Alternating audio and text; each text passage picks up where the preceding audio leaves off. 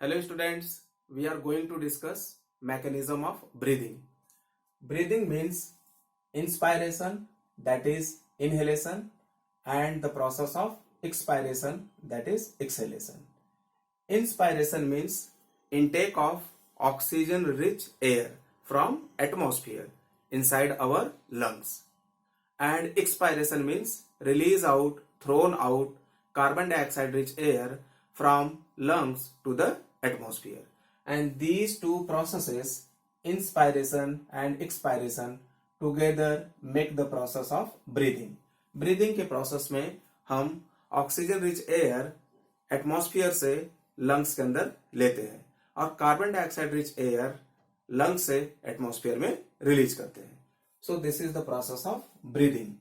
Breathing के process में ribs, that is 12 pairs, sternum, that is the breastbone, diaphragm, intercostal muscles, that is external intercostal muscle, internal intercostal muscle, phrenic muscle or radial muscle, abdominal muscle, these helps in the process of breathing.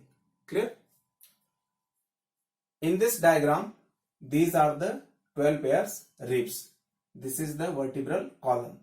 And these are the phrenic muscle or radial muscle, and this is the diaphragm. Inspiration. See in this diagram, inspiration is an active process. Active process means energy consuming process. Inspiration में energy consume होता है. Clear? External intercostal muscles contract. External intercostal muscle contract करता है in the process of inspiration. Diaphragm contracts and moves downward and become almost flat. In this diagram, we can see this diaphragm contract and moves downward and become almost flat. Next, sternum along with ribs raised upward and outward. Ribs sternum के साथ क्या करता है? Raised कर जाता है ऊपर की तरफ और बाहर की तरफ. Clear?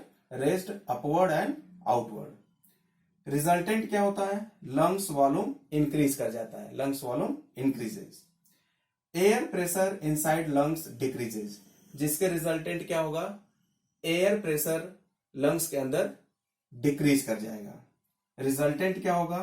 Atmospheric air goes into the lungs through respiratory passage to make air pressure equal, to make air pressure balance.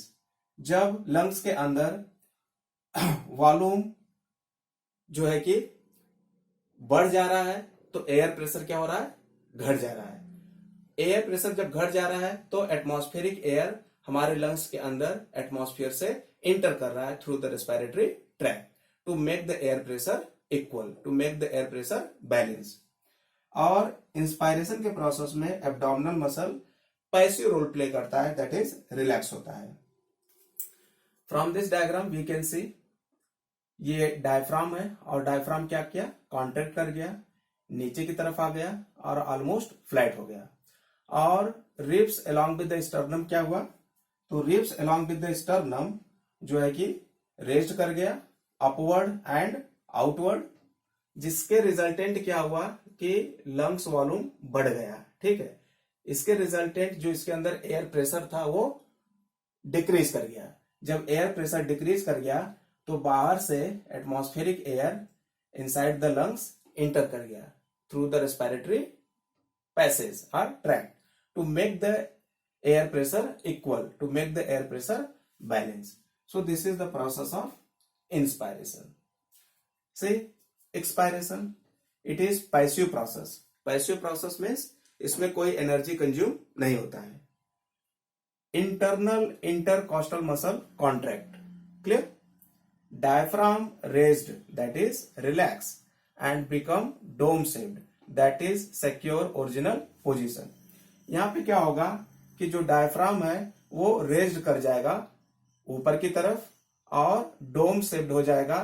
ठीक है, मतलब अपने ओरिजिनल पोजीशन को अटेन कर लेगा. यहां पे हम लोग देख सकते हैं कि डायफ्राम क्या कर रहा है? अपने ओरिजिनल पोजीशन को अटेन कर रहा है. फिर sternum along with ribs moves downward and inwards, that is original position. जो रिब्स है और स्टर्नम है वो क्या करेगा, दैट इज अंदर की तरफ और नीचे की तरफ क्या करेगा, मूव्स करेगा. Sternum along with ribs moves downward and inward, that is original position. Ribs और स्टर्नम अपने ओरिजिनल पोजीशन में आएगा, डायफ्राम भी अपने ओरिजिनल पोजीशन में आएगा, जिसके रिजल्टेंट क्या होगा, लंग्स वॉल्यूम डिक्रीज कर जाएगा.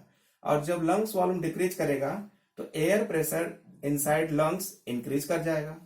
और जब एयर प्रेशर इंक्रीज करेगा लंग्स के अंदर तो जो फाउल एयर है, that is carbon dioxide rich air है, वो बाहर चले जाएगा through the respiratory tract. So in this way the process of expiration takes place. And in expiration, abdominal muscle play active role, that is contract.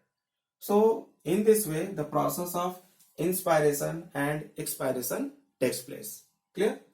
यहाँ पे हम लोग देख सकते हैं डायग्राम में कि जब एक्सपायरेशन हो रहा है तो लंग्स का वॉल्यूम जो है वो घट जा रहा है, और जब लंग्स का वॉल्यूम घट रहा है तो air pressure inside the lung बढ़ रहा है, और जब एयर प्रेशर बढ़ रहा है तो इस एयर प्रेशर के रिजल्टेंट जो फाउल एयर है, कार्बन डाइऑक्साइड रिच एयर है, वो बाहर चला जा रहा है एटमॉस्फेयर में. क्लियर?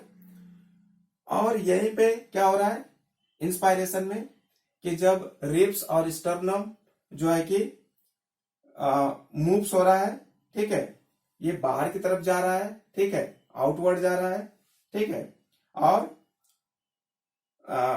अपवर्ड जा रहा है, तो इसका जो वॉल्यूम है वो बढ़ जा रहा है, जिसके रिजल्टेंट एयर प्रेशर डिक्रीज हो जा रहा है.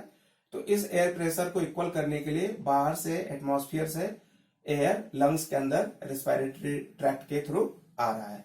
सो this is the process of breathing.